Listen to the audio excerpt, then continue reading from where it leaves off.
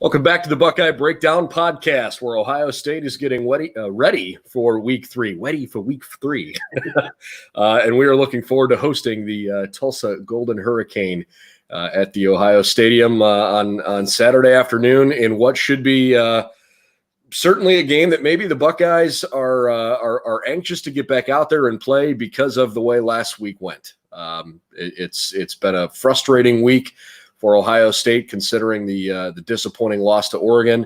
And so now all attention is on Tulsa because it's time to try to correct some of the issues the Buckeyes have been facing. And to give us a better breakdown of exactly what to expect when the Tulsa Golden Hurricane come to town, we turn to Brandon Hart, who's our resident expert on all things Tulsa. He's covered Tulsa athletics for more than a dozen years, and looking forward to having a nice conversation with him. So, Brandon, thanks for taking some time, and looking forward to hosting you guys here this weekend. Yeah, appreciate it. Let's maybe just dive in, 10,000-foot view. This is a Tulsa team that last year had a nice little stretch at one point, won 6 games in a row. Obviously, your best player defensively is no longer with the team because he's in the NFL now, but I think there's still some pieces of this team that are left from last year's team. Do you take any credence from what happened during a 2020 season that was so chaotic anyways and is now far enough behind you? Do you take any credence from what was accomplished last year when looking at the team's prognostications for this year? Well, I mean, it depends on – I guess you could say it depends on who you ask. I mean, as far as Tulsa fans go, they're real excited. I mean, they made it to the conference championship game and were a field goal away of winning the conference championship and winning at Cincinnati. It was a top 10 team, and just – it really built momentum for good expectations for this coming year, for the 2021 season. But when you looked at the preseason polls for the conference, I mean, they're kind of middle of the pack. And so it kind of just depends on who you ask about that. But I feel like people in the city were more excited coming into this season than maybe the nation was at large. How about from a coaching perspective, before we dive in on individual players? Philip Montgomery's been there for a little bit now, and he's had a chance to build a bit of a program. For Ohio State fans who haven't followed Tulsa closely, what are some of the hallmarks of his teams, and what is he like as a head coach? Well, he comes from Baylor. He was the Baylor offensive coordinator before coming to Tulsa, and so you would think, okay, it's going to be a offensive-minded team, but at least this season, I feel like it's the defense that's really shined. They've been really into both games, in the UC Davis game and the Oklahoma State game. They played Oklahoma State close last year, and I feel like it was the defense that really did a lot of things. And a lot of things with that last year came down to, Zaden Collins and the work that Joe Gillespie, the defensive coordinator, has done. He's been great since coming to Tulsa as well. But it's one of those things where you would think, oh, they're going to be this high-flying offense and all that, and at times they can be. But I feel like at least this season and the last season as well, it's been the defense that's really been maybe a bit surprising, but it's something that they can build a reputation on. So the games that have been played already, during which the offense has outgained both UC Davis and Oklahoma State, you think that's more because of the good defensive effort than the offense really taking off? I would say so. I mean, as far as with the quarterback in Davis Brin, he's a little inexperienced, and so he's still kind of getting his feet wet. He had a great game against, or I guess half a game, you could say, against Tulane last year, where people got real excited that he was going to be the quarterback for this year, and just based on the great comeback that they had against Tulane when the top 2 quarterbacks went down, and he was the third string and came in and just kind of lit it up. And he's been decent. Has made a couple of mistakes here and there, but he's someone who I don't feel like he's not going to lose you the game. He's going to be someone that can, I don't know, just he's someone that's maybe a bit of a game manager a bit until he can really get his feet wet and kind of let it fly, Well, the last couple of years, you've certainly had a good stable of running backs, and that can always help a young and inexperienced quarterback. And while this year, Shamari Brooks is still, I guess, coming back from the ACL injury that he suffered, you know what you got with him. He's a really talented guy. And Deneric Prince, excuse me if I didn't say that correctly. Yeah, that's right. Deneric Prince is off to a really nice start. He's got almost 200 rushing yards in 2 games and a couple of touchdowns.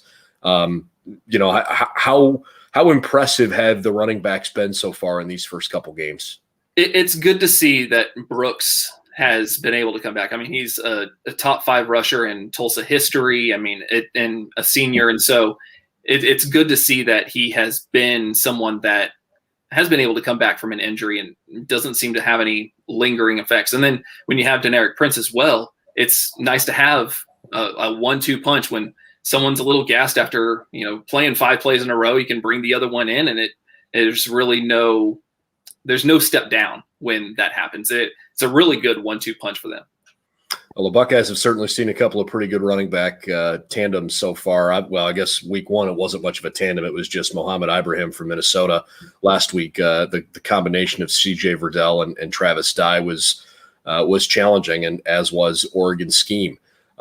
So I'm certain Ohio State is taking the desire to stop the run has got to be at the top of the list of things they want to accomplish this week.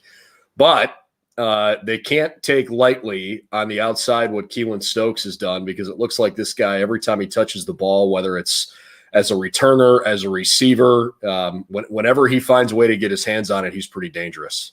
Yeah, he's one of those that just has that home run ability, that he's got that big play ability. And like you said, whether it's returning kicks or returning receiving, and it's not just getting past the defender and catching it in stride and running for a touchdown, which he obviously can do, but he can do it in space too. I mean, if he catches a short pass, he's got the ability to break a tackle or two and take it to the house. Offensively, what do you think is the big strength? I mean, if the Buckeye fans, who again probably haven't watched much Tulsa this year, if they're going to turn the game on or be at the game on Saturday, what's going to stand out to them right away about the way Tulsa's offense operates?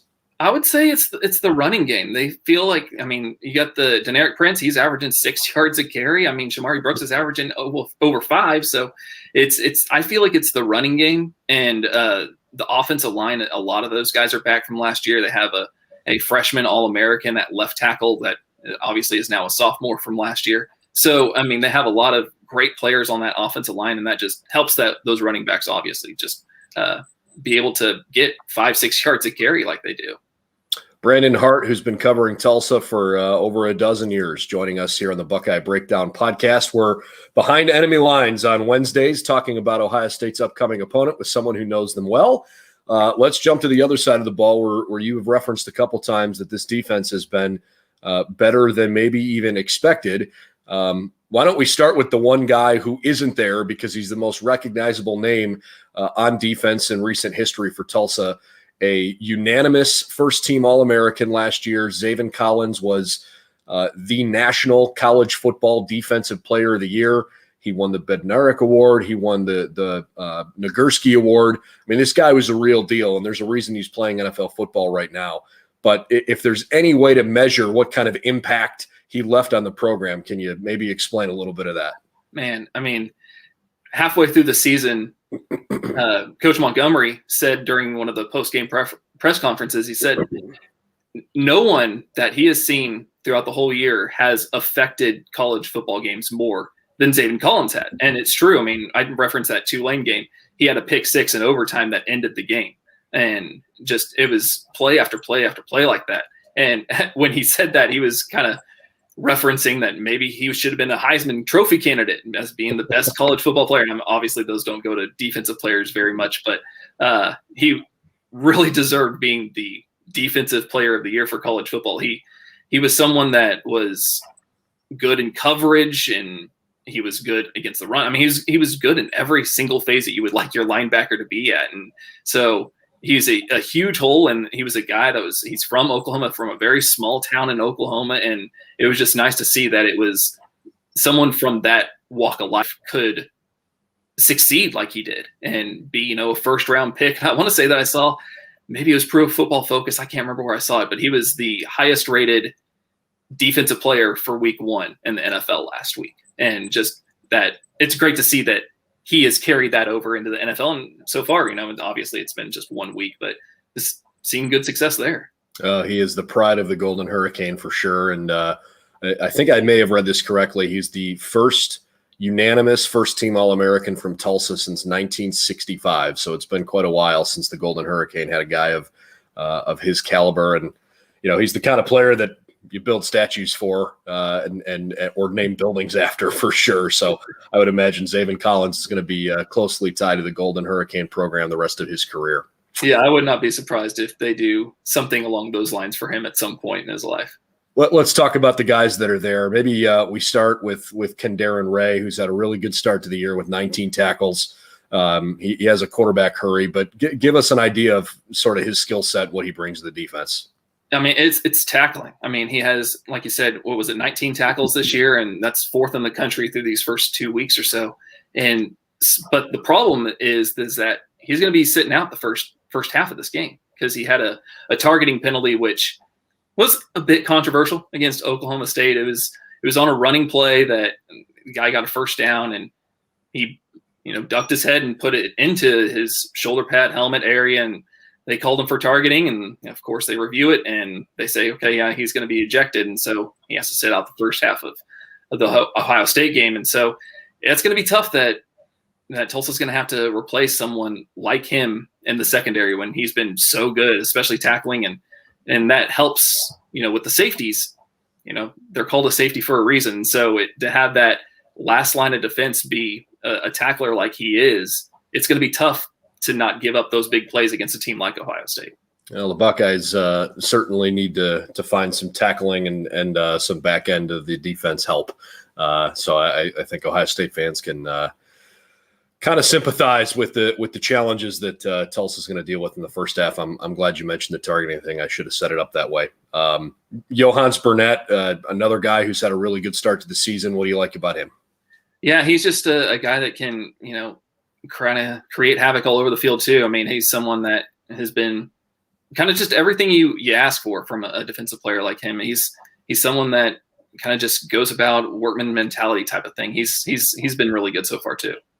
About the defensive line, ability to, rush the passer, get after the quarterback, tackles for loss, things like that. I mean, sometimes you can't always judge their success rate based on, the stats, but considering they did play a Power 5 team last week in Oklahoma State, what was your impression of the way they controlled the line of scrimmage or tried to penetrate, get into the backfield?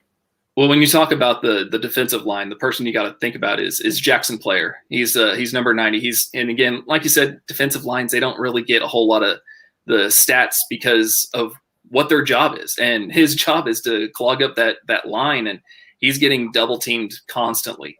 But he's someone that's on those watch award lists for defensive players and defensive linemen, that sort of thing. But he is the one to really look out for. And it's funny just because you look at him and he's this guy that if you were making a defensive lineman in Madden or something like that, that's the type of player he is. He's just this big dude that can just clog up those holes. And the fact that his name is Player, it's like you make this player and then you forgot to change the name. And so it says Player on the back of his jersey, but he is that. He is a player out there. Looking forward to seeing him this weekend. I want to maybe go big picture with you here for a minute. Tulsa's right in the heart of Big 12 country. And obviously a proud member of the American Athletic Conference, which in a lot of different sports has been a really good league. And from a football perspective, they've generated some fairly competitive, good football teams on the national level. Obviously, right now, Cincinnati's the one that kind of has everybody's attention because they've got a legitimate chance, especially with Georgia beating Clemson and Ohio State losing to Oregon. If Cincinnati runs the table, including wins over Indiana and Notre Dame, they got a legit shot to make the college football playoff this year. So I guess my question for you is, because of the unique geographical place that you're in, there's been a lot of changes around college football, and the Big 12 has been right at the heart of it. Give us an idea of what life is like right now in the American Athletic Conference, especially with schools like Cincinnati and UCF, leaving for the Big 12.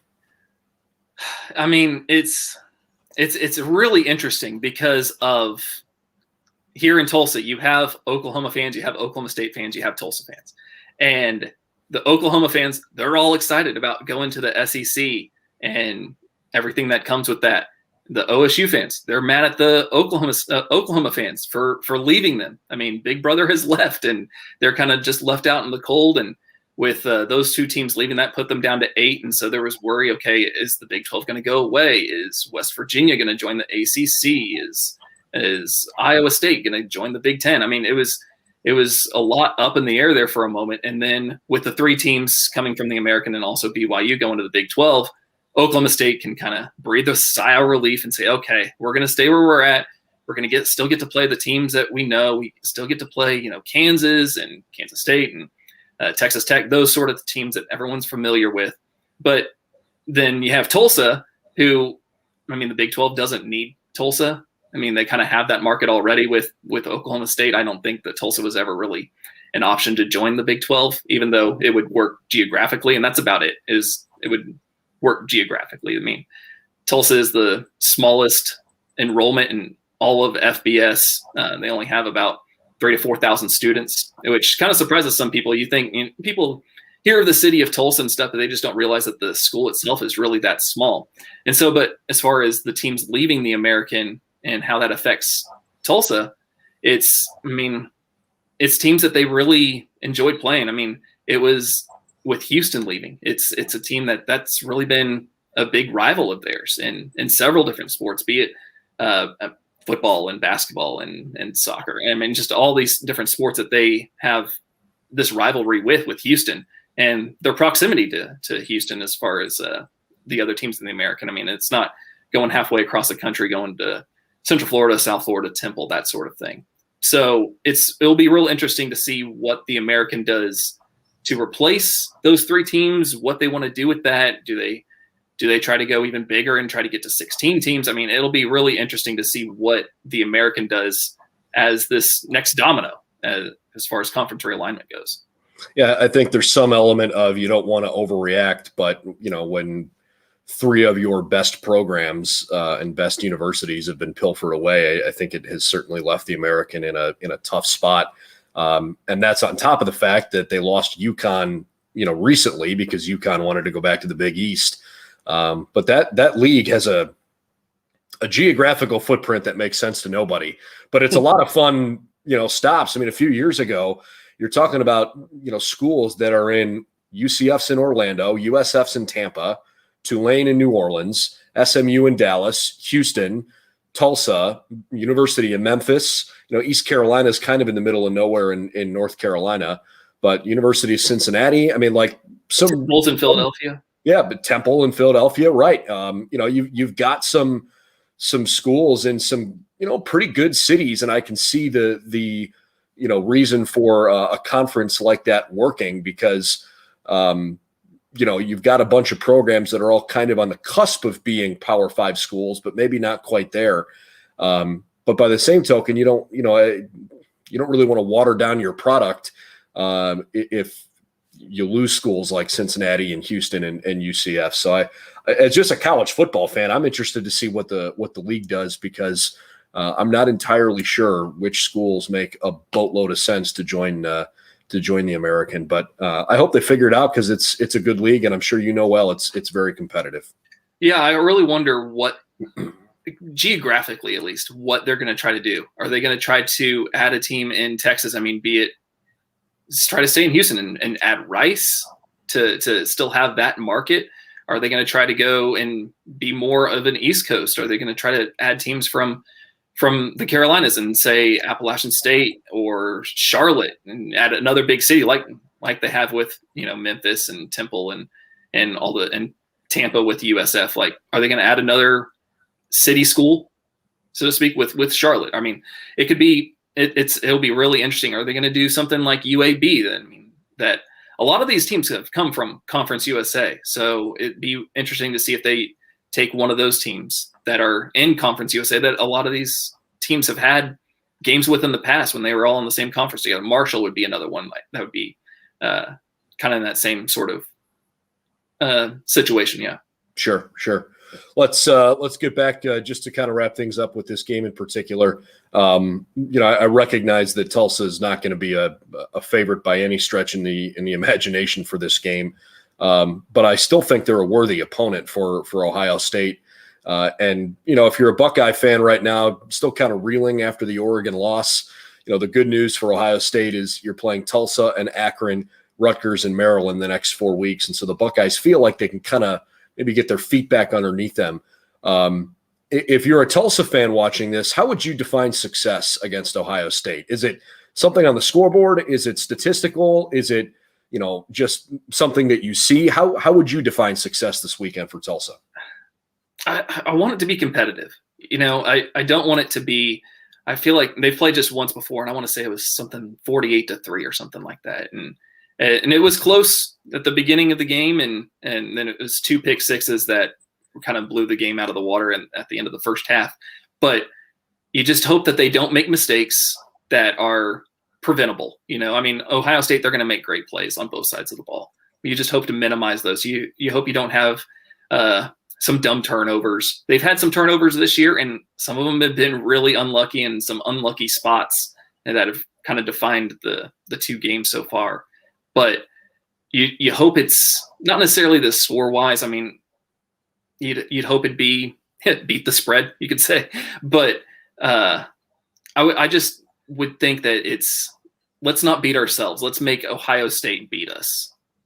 We'll see if the Buckeyes and Golden Hurricane can put on an entertaining product on Saturday afternoon, 3:30 Eastern time from the Horseshoe in Columbus.